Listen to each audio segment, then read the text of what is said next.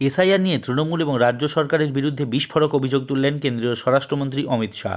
তিনি অভিযোগ করেন, অন্যান্য সমস্ত রাজ্যের সীমান্ত সুরক্ষিত করার কাজ সম্পন্ন হলেও রাজ্য সরকারের অসহযোগিতার কারণে পশ্চিমবঙ্গে তা করা যায়নি। রাজ্য সরকার তথা তৃণমূল অনুপ্রবেশকারীদের মদত দিচ্ছে বলে অভিযোগ করেন অমিত শাহ। घुसपैठ हो रही है भारत बांग्लादेश की सीमा से। वहां पर कुल 2216 किलोमीटर बॉर्डर है। इसमें से 1653 किलोमीटर बॉर्डर बन चुकी है और 563 कहां बाकी रही है मान्यवर मालूम है?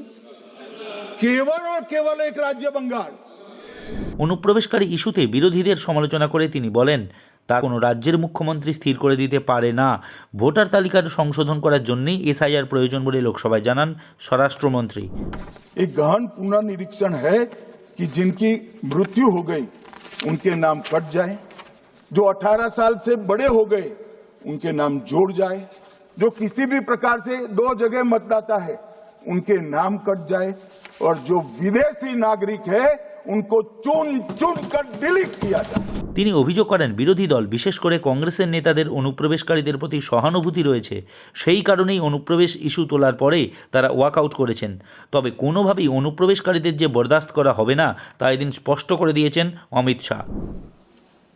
विपक्ष के नेता ने जो प्रेस कॉन्फ्रेंस में कहा कि मतदाता सूची ठीक नहीं है, इसको सुधार करना चाहिए, तो भाई गहन पुनर्निरीक्षण क्या है, एसआईआर क्या है? मतदाता सूची का सुधार करने की प्रक्रिया है और वो कर रहे हैं तो भी विरोध कर रहे हैं, पुरानी मतदाता सूची कर रहे हैं तो भी विरोध कर रहे हैं। বিরোধীরা এসআইআর নিয়ে মানুষকে ভুল বোঝাচ্ছে বলেও অভিযোগ করেছেন কেন্দ্রীয় স্বরাষ্ট্রমন্ত্রী।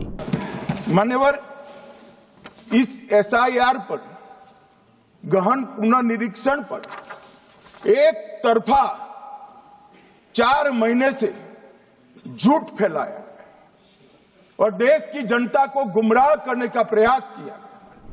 কংগ্রেসের অভিযোগ, বিরোধী শিবিরের তরফে এসআইআর আলোচনায় যে সমস্ত সমস্যা ইস্যু তোলা হয়েছে তার জবাব দেননি Amit Shah.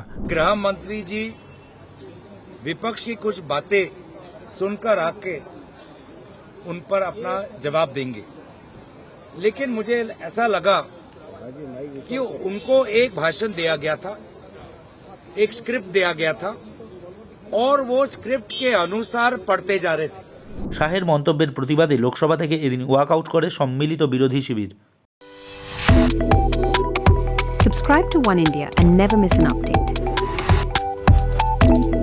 Download the One India app now.